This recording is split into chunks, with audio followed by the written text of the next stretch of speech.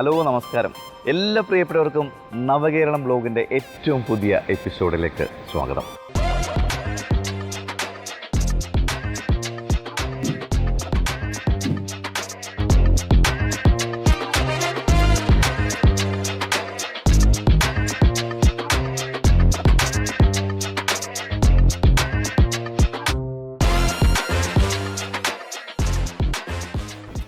നമ്മളിപ്പോൾ നിൽക്കുന്നത് അഴീക്കൽ ബീച്ചിലെ അടുത്തുള്ള ഹാർബറിലാണ്. അപ്പോൾ ഈ ഹാർബറിൻ്റെ നവീകരണം നമ്മളിപ്പോൾ നോക്കിയാൽ തന്നെ കാണാൻ സാധിക്കും. മുമ്പ് വലിയ ബോട്ടുകൾക്ക് ഇവിടെ പാർക്ക് ചെയ്യാനുള്ള സംവിധാനം ഉണ്ടാവില്ല. പക്ഷേ ഇപ്പോൾ ഇവിടെ ഫ്ലാറ്റുകൾ പണിതിരിക്കുകയാണ്. ഒരേ സമയത്ത് 100 കണക്കിന് വലിയ ബോട്ടുകൾക്ക് പാർക്ക് ചെയ്യാനുള്ള സംവിധാനമുണ്ട്. പിന്നെ തൊട്ട് ഫ്രണ്ടിലായിട്ട് ഇവിടെ മത്സ്യം ലേലം വിളിക്കുന്നതിനും അതേപോലെ തന്നെ ഇവിടെയുള്ള ജീവനക്കാർക്കും തൊഴിലാളികൾക്കൊക്കെ താമസിക്കാനുള്ള സംവിധാനം മുകളിൽ ഒരുക്കി. അപ്പോൾ അഴീക്കൽ ഹാർബറിൽ 26 കോടി രൂപയുടെ വികസന പ്രവർത്തനങ്ങളാണ് നടന്നുകൊണ്ടിരിക്കുന്നത്.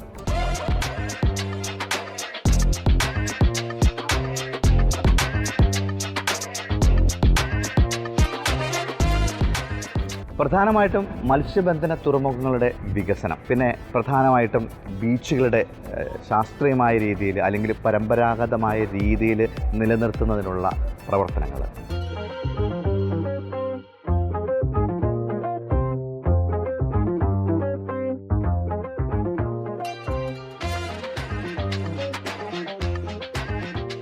അഴീക്കൽ ഹാർബറിൻ്റെ വികസന പ്രവർത്തനങ്ങൾ ഏകദേശം 80% കംപ്ലീറ്റ് ചെയ്ത് കഴിഞ്ഞു. ഇനി 20% കൂടി മാത്രമാണ് ബാക്കിയുള്ളത്. നമ്മൾ പല സ്ഥലത്തും അതിൻ്റെ വർക്കുകൾ വളരെ വേഗത്തിൽ നടക്കുന്നത് നമ്മൾ കണ്ടുകൊണ്ടിരിക്കുകയാണ്.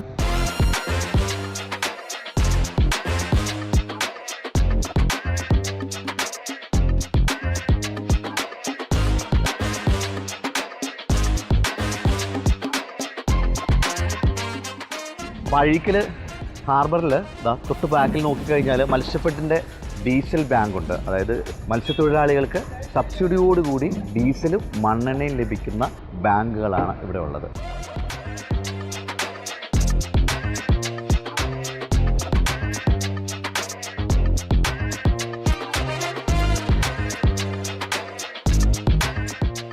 കേരളത്തിലെ 222 തീരദേശ ഗ്രാമങ്ങളും 113 ഉൾനാടൻ മത്സ്യബന്ധന ഗ്രാമങ്ങളുമാണ് ഉള്ളത്.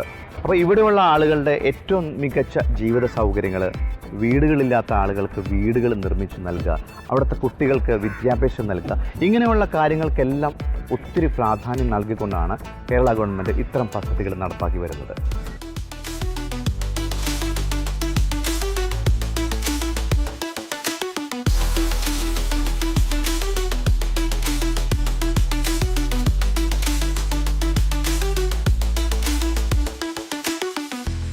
അഴീക്കൽ മത്സ്യബന്ധന തുറമുഖത്തിൻ്റെ തൊട്ട് അടുത്തായിട്ട് ഗവൺമെൻറ് റീജിയണൽ ഫിഷറീസ് ടെക്നിക്കൽ ഹൈസ്കൂളും അതേപോലെ തന്നെ ഹയർ സെക്കൻഡറി സ്കൂളും ഹൈടെക് സംവിധാനങ്ങളോട് കൂടിയിട്ടുള്ള സ്കൂള്. മത്സ്യബന്ധന തൊഴിലാളികളുടെ കുട്ടികൾക്ക് ഏറ്റവും മികച്ച വിദ്യാഭ്യാസം ഉറപ്പുവരുത്തുന്നതിന് വേണ്ടിയിട്ട് നമ്മുടെ കേരള സർക്കാർ നിർമ്മിച്ചിരിക്കുന്ന ഹൈടെക് സ്കൂളാണത്.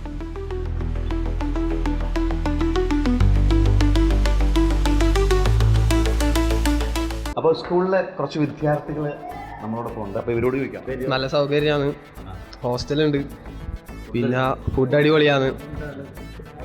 ആഴ്ചയിൽ ഒരു ദിവസം ചിക്കനും നെയ്ച്ചോറും ഉണ്ടാവും. മാസത്തിൽ ബിരിയാണി ഉണ്ട്. അടിപൊളിയാണ്, ഒന്നും പറയല്ല. മെയിൻ ഫുഡ് അടിയാണല്ലേ. വേറെ എന്തൊക്കെയാണ് നിങ്ങൾക്ക് ഈ സ്കൂളിൻ്റെ പ്രത്യേകതയായിട്ട് തോന്നിയിട്ടുള്ളത്? ഫിറ്റ്നസ് ജിമ്മെല്ലാം ഉണ്ട്,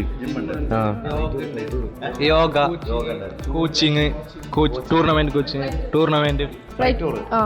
അപ്പോൾ സാധാരണ സ്കൂളിൽ നിന്ന് വളരെ വ്യത്യസ്തമാർന്നിട്ട് ഈ സ്കൂളിന് വേണ്ടിയിട്ട് ഇവിടെ സ്കൂളിൽ ഹോസ്റ്റൽ സൗകര്യമുണ്ട്, ഭക്ഷണ സംവിധാനമുണ്ട്, അതിൽ ഏറ്റവും മികച്ച ഭക്ഷണം കൊടുക്കുന്നു, അതുപോലെ തന്നെ sports, gym, hitech classroom, അങ്ങനെ എല്ലാ കാര്യങ്ങളും നമ്മുടെ കേരള സർക്കാർ ഈ ഫിഷറീസ് അല്ലെങ്കിൽ മത്സ്യബന്ധന തൊഴിലാളികളുടെ മക്കൾക്ക് വേണ്ടിയിട്ടും അവരുടെ ഏറ്റവും മികച്ച വിദ്യാഭ്യാസത്തിന് വേണ്ടിയിട്ടും ചെയ്തു വെച്ചിട്ടുണ്ട്.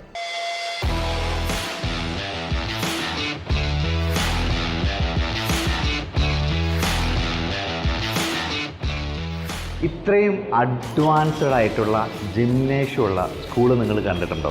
അതും നമ്മുടെ സ്വന്തം സർക്കാർ ചെലവിൽ നടത്തുന്ന ഹൈടെക് സ്കൂള്. കുട്ടികൾക്ക് വിദ്യാഭ്യാസവും ഭക്ഷണവും താമസവും മറ്റ് സംവിധാനങ്ങളും മാത്രമല്ല, കുട്ടികളുടെ ആരോഗ്യത്തിന് കൂടി ഏറ്റവും അധികം പ്രാധാന്യം കൊടുത്തുകൊണ്ടാണ് നമ്മുടെ സ്കൂളിലെ മറ്റ് സംവിധാനങ്ങളെല്ലാം ഒരുക്കിയിരിക്കുന്നത്. അതിപ്പോൾ നമ്മൾ ഇത് കണ്ടാൽ തന്നെ മനസ്സിലാവും, കുട്ടികൾ ആരോഗ്യത്തിന് വേണ്ടിയിട്ട് അവരുടെ എക്സസൈസുകളും ജിമ്മിൽ വർക്കൗട്ടും കാര്യങ്ങളൊക്കെ. അപ്പോൾ ഇതെല്ലാം നമ്മുടെ സർക്കാരിൻ്റെ മാത്രം പ്രത്യേകതയാണ് എന്നുള്ള കാര്യം നമ്മൾ മറക്കണ്ട.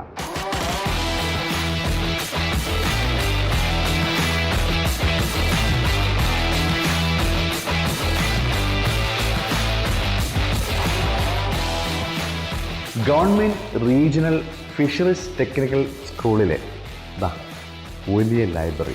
സാധാരണ ഇത്രയും വലിയ ലൈബ്രറി ഉണ്ടാവുന്നത് വലിയ വലിയ കോളേജുകളിലൊക്കെയാണ്. പക്ഷേ ഇത് നിങ്ങൾ നോക്കിയാൽ കാണാൻ സാധിക്കും, വലിയ പുസ്തകത്തിൻ്റെ ശേഖരം തന്നെ ഒരുക്കിക്കൊണ്ടുള്ള ലൈബ്രറിയാണ്. അതും നമ്മുടെ സ്വന്തം ഗവൺമെൻറ് നടത്തുന്ന, നേരിട്ട് ഫണ്ട് ചെയ്യുന്ന സ്കൂളിലെ ലൈബ്രറിയാണ് കാണുന്നത്. നോക്കൂ.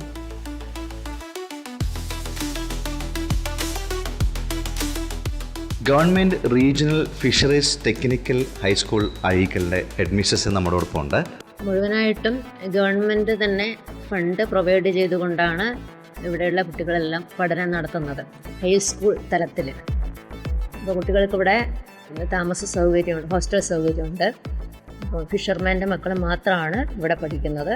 അപ്പോൾ ഇവിടെയുള്ള കുട്ടികൾക്ക് ഇവിടെ താമസിച്ച് പഠിക്കാനുള്ള എല്ലാ കുട്ടികളുടേതായിട്ടുള്ള എല്ലാ ആവശ്യങ്ങളും ഇവിടെ പ്രൊവൈഡ് ചെയ്ത് കൊടുക്കുന്നുണ്ട്. പിന്നെ ഇവിടെ സ്മാർട്ട് ക്ലാസ് റൂമുണ്ട്. ഇവിടെയുള്ള 8, 9, 10 3 ക്ലാസ്സുകളും സ്മാർട്ട് ക്ലാസ് റൂമുണ്ട്. ഒരു സെമിനാർ ഹാളുണ്ട്. അതും ഈ പ്രൊജക്ടർ ഉൾപ്പെടെയുള്ള സംവിധാനങ്ങൾ ഉള്ളതാണ്. പിന്നെ കുട്ടികൾക്ക് 8 മുതൽ 10 വരെയുള്ള കുട്ടികൾക്കും മെസ്സ്, പിന്നെ മറ്റ് കുട്ടികളുടെ എല്ലാ പഠന സൗകര്യങ്ങളും ഇവിടെ ഈ പ്ലാൻ ഫണ്ട് ഉപയോഗിച്ചിട്ട് നൽകുന്നത്.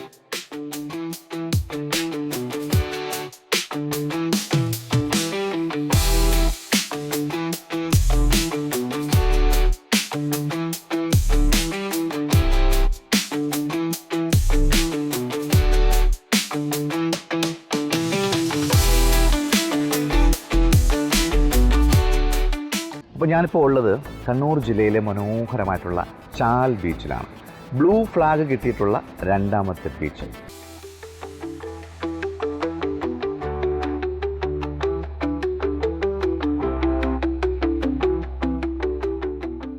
ചാൽ ബീച്ചിലൂടെ നടക്കാൻ നല്ല രസമാണ്, പ്രത്യേകിച്ച് വൈകുന്നേരത്തെ സമയത്തും അതേപോലെയുള്ള രാവിലത്തെ സമയത്തും. തിരക്കൊന്നുമില്ല, ഭയങ്കര ഭംഗിയാണ്. നിങ്ങൾ ഈ കാഴ്ച കണ്ടാൽ തന്നെ മനസ്സിലാവും, ഭയങ്കര രസമാണ്.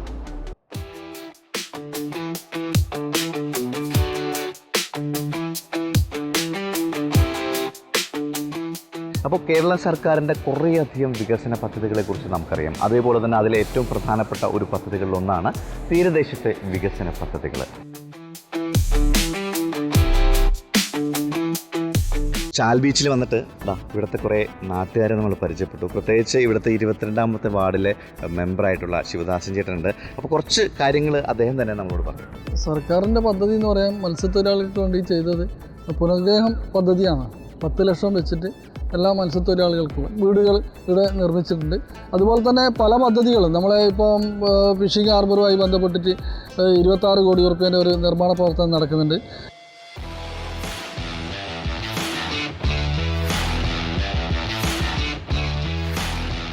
മുൻകാലങ്ങളിൽ ഒരു പേരിന് മാത്രമുള്ള ഒരു കടൽ ഭിത്തിയാണെങ്കിൽ ഇപ്പോൾ അത് നമുക്ക് വളരെ ഉയർത്തിക്കൊണ്ട് നല്ല രീതിയിൽ കെട്ടിക്കൊണ്ട് ഇപ്പം കടൽ നമുക്ക് കാണാൻ കഴിയില്ല. സാധാരണഗതിയിൽ മഴക്കാലമാകുമ്പോൾ കടൽക്ഷോഭം ഇല്ലെങ്കിലും തിരമാല ഇപ്പുറത്തേക്ക് അടിച്ചു വരുമായിരുന്നു. പക്ഷേ ഇപ്പോൾ കടൽ നമുക്ക് കാണാൻ പറ്റില്ല. അത്രയും ഹൈറ്റിൽ കല്ല് കെട്ടി വളരെ നല്ല രീതിയിൽ ആ പ്രവൃത്തി പൂർത്തീകരിച്ചിട്ടുണ്ട്. അത് ആ പ്രദേശത്തിനാകെ പിന്നെ ജനങ്ങൾക്ക് വലിയൊരു ഉപകാരം ഉണ്ടാകുന്നൊരു കാര്യമാണ്.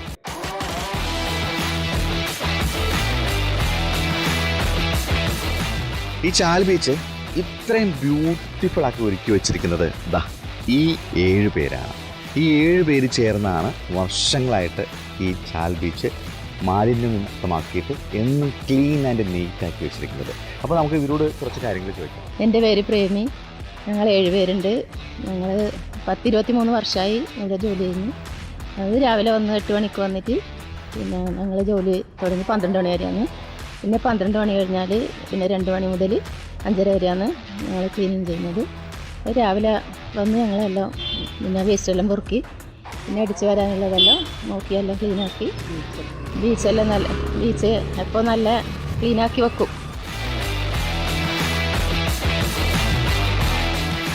ശുചിത്വ സ്വാഗതം സുന്ദര തീരം എന്ന പദ്ധതിയുടെ ഭാഗമായിട്ട് ചാൽ ബീച്ചിലെ കാഴ്ചകളാണ് നമ്മൾ കണ്ടത്. അതേപോലെ തന്നെ ചാൽ ബീച്ച് എങ്ങനെയാണ് ഇത്രയും വൃത്തിയായി കിടക്കുന്നത് എന്നുള്ളതിന് ഏറ്റവും വലിയ തെളിവ് ഈ 7 ചേച്ചിമാരാണ്. ഈ ചേച്ചിമാർ പറഞ്ഞ ഒരു പ്രധാനപ്പെട്ട കാര്യം നമ്മുടെ ഓരോരുത്തരും ഉത്തരവാദിത്വമാണ്. കാരണം ഈ ബീച്ചും പരിസര പ്രദേശവും ഒക്കെ വൃത്തിയായി സൂക്ഷിക്കണമെങ്കിൽ നമ്മൾ കൂടി വിചാരിക്കണം. അതുകൊണ്ട് ദയവ് ചെയ്ത് ബീച്ചിൽ വരുന്ന ആളുകൾ മലിനവസ്തുക്കൾ അല്ലെങ്കിൽ കുപ്പി മറ്റുള്ള സാധനങ്ങളൊന്നും ദയവ് ചെയ്ത് ഇവിടെ വലിച്ചെറിയാതിരിക്കുക.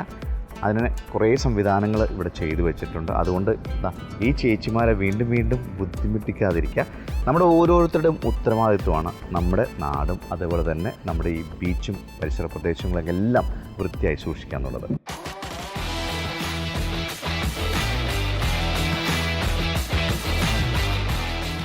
ഇപ്പോൾ നമ്മുടെ സർക്കാർ തീരദേശത്തിൻ്റെ വികസനത്തിനും അതേപോലെ തന്നെ മത്സ്യത്തൊഴിലാളികളുടെ സന്തോഷത്തിനും അവരുടെ ഉന്നമനത്തിനും അവരുടെ നല്ലതിനുമൊക്കെ വേണ്ടിയിട്ട് നടപ്പാക്കിയിട്ടുള്ള പദ്ധതികളുടെ ഭാഗമായിട്ട് അവർക്കും കുറേ മാനസിക സന്തോഷവും എല്ലാം കിട്ടുന്നതിന് വേണ്ടിയിട്ടാണ് ഈ ബീച്ചിനോട് ചേർന്നിട്ട് ഇതുപോലുള്ള പാർക്കുകൾ രൂപീകരിച്ചിരിക്കുന്നത്. അപ്പോൾ ഇവർക്കും വൈകുന്നേരങ്ങളിൽ വന്നിട്ട് ഈ പറഞ്ഞ മത്സ്യത്തൊഴിലാളികളുടെ സന്തോഷവും അവരുടെ കുടുംബസമേതം വന്നിരുന്ന് സമയം ചിലവഴിക്കാനും എല്ലാം നമ്മുടെ സർക്കാർ ഇതുപോലുള്ള കാര്യങ്ങൾ ചെയ്തു വെച്ചിട്ടുണ്ട്.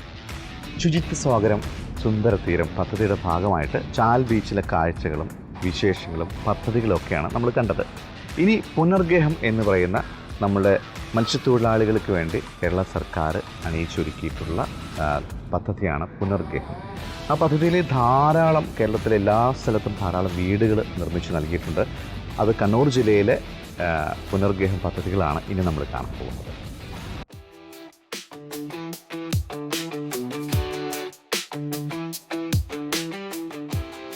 പുനർഗേഹം പദ്ധതിയുടെ ഭാഗമായിട്ട് തകൃതിയായിട്ട് വീട് പണികൾ നടന്നുകൊണ്ടിരിക്കുന്നത്. നമ്മൾ തൊട്ട് മുന്നിൽ കാണുന്ന വീട് പണി തീർന്ന അവിടെ ആൾതാമസമുണ്ട്.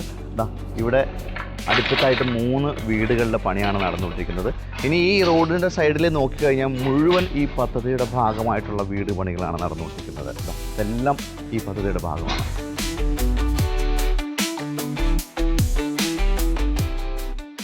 ഏകദേശം 2450 കോടി രൂപയോളം ചിലവാക്കിയിട്ടാണ് നടപ്പാക്കിയിരിക്കുന്നത്. ടോട്ടലായിട്ടുള്ള പദ്ധതിയുടെ എമൗണ്ട് എന്ന് പറയുന്നത് 5300ഓളം കോടി രൂപയാണ്. ഇതിൽ വീട് നിർമ്മിക്കാൻ വേണ്ടിയിട്ട് മത്സ്യത്തൊഴിലാളികൾക്ക് ഓരോ വീടിനും 10 ലക്ഷം രൂപ വീതമാണ് സർക്കാർ നൽകിയിരിക്കുന്നത്. അപ്പോൾ ബീച്ചിനടുത്തുനിന്ന് മാറിയിട്ട് മറ്റ് സ്ഥലങ്ങളിൽ സ്ഥലം വാങ്ങിയിട്ട് അവർക്ക് സുരക്ഷിതമായി താമസിക്കാൻ, അതേപോലെ തന്നെ ബന്ധുമിത്രാദികളുടെയും മാതാപിതാക്കളുടെ എല്ലാവരുടെയും കൂടെ ഒരുമിച്ച് താമസിക്കാനുള്ള ഒരു അവസരം അല്ലെങ്കിൽ ഒരു വലിയ പ്രവർത്തനമാണ് നമ്മുടെ കേരള സർക്കാർ നടത്തിയിരിക്കുന്നത്. അപ്പോൾ അതിൻ്റെ വീട് പണികളാണ് നമ്മളിത് ചുറ്റും കണ്ടുകൊണ്ടിരിക്കുന്നത്.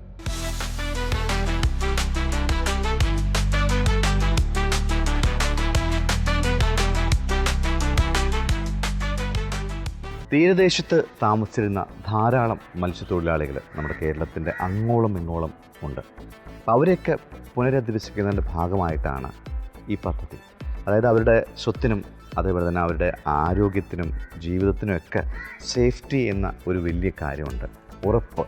അപ്പോൾ അതിന് വേണ്ടിയിട്ട് തീരദേശത്ത് നിന്ന് മാറി മറ്റു സ്ഥലങ്ങളെടുത്ത് അവിടെ ഗവൺമെൻറ് 10 ലക്ഷം രൂപ വീതം നൽകി അവിടെ വീട് നിർമ്മിച്ച് നൽകി. അങ്ങനത്തെ ആയിരക്കണക്കിന് വീടുകളാണ് കേരളത്തിലെ എല്ലാ ഭാഗത്തുമായിട്ട് കേരള സർക്കാർ നടപ്പാക്കിയിരിക്കുന്നത്. അപ്പോൾ നമ്മളിപ്പോൾ വന്നിരിക്കുന്ന സ്ഥലത്ത് അഴീക്കോടിനോടടുത്തുള്ള കുറേയധികം സ്ഥലത്താണ് ഈ നമ്മുടെ മത്സ്യത്തൊഴിലാളികൾക്ക് വേണ്ടിയിട്ട് കേരള സർക്കാർ ഇതുപോലുള്ള വീടുകൾ നിർമ്മിച്ച് നൽകിയിരിക്കുന്നത്.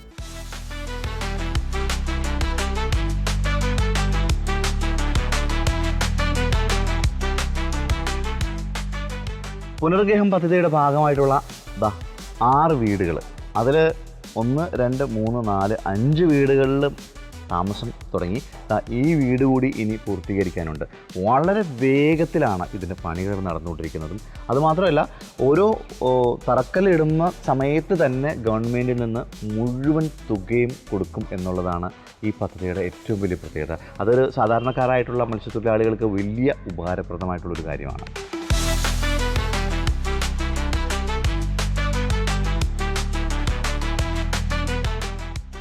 അഴീക്കോട് 23-ാം വാർഡ് മെമ്പർ വിജയശ്രീ ചേച്ചി ചേച്ചിക്കും പറയാനുണ്ട്.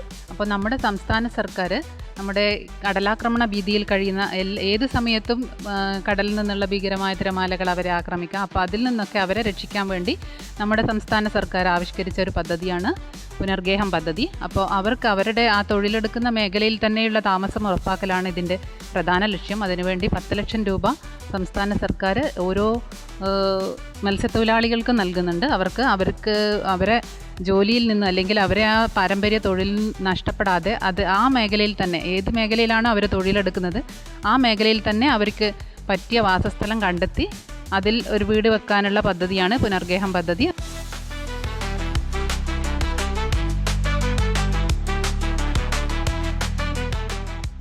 സർക്കാർ നൽകിയിട്ടുള്ള വീടാണിത്.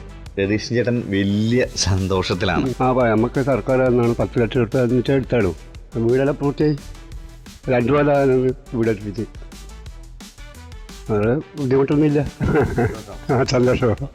അപ്പോൾ ഇതാണ് എന്താ പറയുക, സർക്കാർ നൽകിയിട്ടുള്ള ഈ പറഞ്ഞ നമ്മൾ സാധാരണക്കാരുടെ ഒരു സന്തോഷം എന്ന് പറയുമ്പോൾ അവരുടെ സ്വന്തം വീട്ടിൽ സ്വന്തം കുടുംബാംഗങ്ങളുടെ ഒപ്പം താമസിക്കാൻ പറ്റുക എന്നുള്ളത് അവരുടെ ആ മുഖത്തുണ്ട് ആ സന്തോഷം. പുനർഗേഹം പരിപാടിയിൽ 10 ലക്ഷം കിട്ടിയതിന് ശേഷമാണ് നമ്മൾ എടുത്തത്. അത് കിട്ടിയോണ്ടാണ് നമ്മളിങ്ങനെ ആയത്, അല്ലെങ്കിൽ എടുക്കലുണ്ടാവില്ല. സന്തോഷം തന്നെ, നമുക്കൊരു തണലായില്ലേ, അത് തന്നെ അതിൽ സന്തോഷിക്കുന്നത് നമ്മൾ. നമുക്ക് എന്ത് നമുക്ക് ഇങ്ങനെ കിട്ടുന്ന നമുക്കൊരു സന്തോഷം തന്നെയാണ്. അതിൽ വളരെ സന്തോഷിക്കുന്നത് നമ്മൾ. പിന്നെ 2 കൊല്ലമായി ഇപ്പോൾ വീടെടുത്തിട്ട് താമസിക്കാൻ തുടങ്ങിയിട്ട്. സന്തോഷം. സന്തോഷം.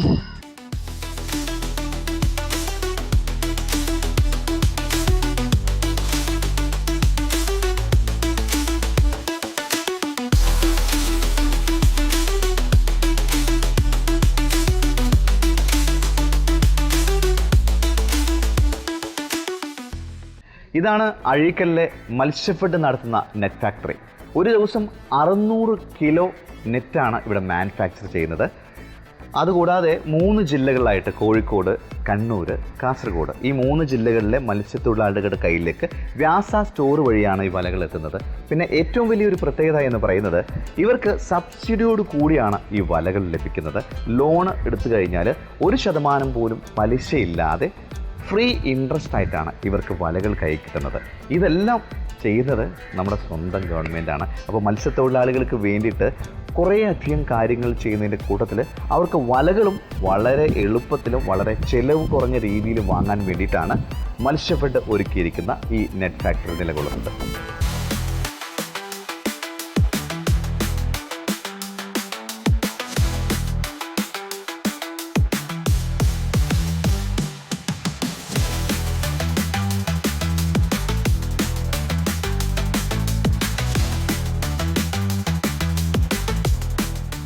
തീരദേശപാത പ്രാവർത്തികമാകുന്നതോടുകൂടി നമ്മുടെ ഓരോ ഹാർബറിൽ നിന്നും വളരെ എളുപ്പത്തിൽ മത്സ്യങ്ങൾ ഓരോ സ്ഥലത്തേക്ക് എത്തുകയും ജനങ്ങളുടെ കയ്യിലേക്ക് വളരെ എളുപ്പത്തിൽ എത്തിക്കാൻ സാധിക്കുകയും ചെയ്യും.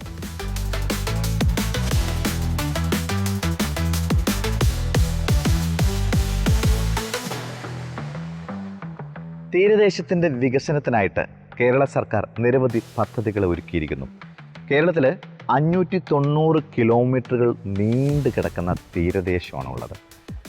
അവിടെയുള്ള ആളുകൾക്ക്, പ്രത്യേകിച്ച് മത്സ്യത്തൊഴിലാളികൾക്ക് വേണ്ടി ഒരുക്കിയിരിക്കുന്ന പദ്ധതികൾ, അവരുടെ കുട്ടികൾക്കുള്ള വിദ്യാഭ്യാസം, അതേപോലെ തന്നെ വീടില്ലാത്ത ആളുകൾക്ക് വേണ്ടിയിട്ട് കേരള സർക്കാർ 10 ലക്ഷം രൂപ വീതമാണ് നൽകിയിരിക്കുന്നത്.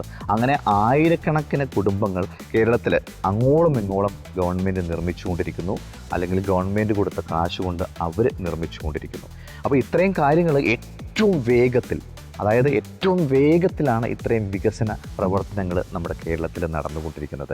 പ്രത്യേകിച്ച് മത്സ്യബന്ധന തൊഴിലാളികൾക്ക് അവരുടെ കുട്ടികൾക്കായിട്ട് ഹൈടെക് സ്കൂളുകൾ അവർക്ക് വേണ്ടി മാത്രമൊക്കെ ഗവൺമെൻറ് സജ്ജീകരിച്ചിരിക്കുന്നു. ആ സ്കൂളിൻ്റെ കാഴ്ചകളെല്ലാം നമ്മൾ കണ്ടു. പിന്നെ അതുമാത്രമല്ല, മത്സ്യബന്ധന തൊഴിലാളികൾക്കായിട്ട് നിരവധി പദ്ധതികൾ, അവർക്ക് വേണ്ടി ഏറ്റവും ചിലവ് കുറഞ്ഞ രീതിയിലുള്ള വലകൾ നിർമ്മിച്ച് മത്സ്യഫെഡ് നൽകുന്നു. പലിശയില്ലാതെ ലോണിലൂടെ അവർക്ക് വാങ്ങാനുള്ള സംവിധാനങ്ങളുണ്ട്. അങ്ങനെ സാധാരണക്കാരുടെ ഉന്നമനത്തിനായിട്ട് കേരള ഗവൺമെൻറ് നിരവധി പദ്ധതികളാണ് ഒരുക്കിയിരിക്കുന്നത്. എന്തായാലും ഇന്നത്തെ കാഴ്ച കണ്ണൂർ ജില്ലയിലെ പല ഭാഗത്തെയും തീരദേശ പദ്ധതികളും അതേപോലെ തന്നെ മത്സ്യബന്ധന തൊഴിലാളികൾക്കായിട്ട് ഗവൺമെൻറ് ഒരുക്കിയിരിക്കുന്ന പദ്ധതികളുമാണ് നമ്മൾ കണ്ടത്. എന്തായാലും നവകേരള ബ്ലോഗിൻ്റെ ഇന്നത്തെ എപ്പിസോഡ് ഇവിടെ അവസാനിക്കുകയാണ്. അപ്പോൾ നമുക്ക് വീണ്ടും കാണാം. ബൈ.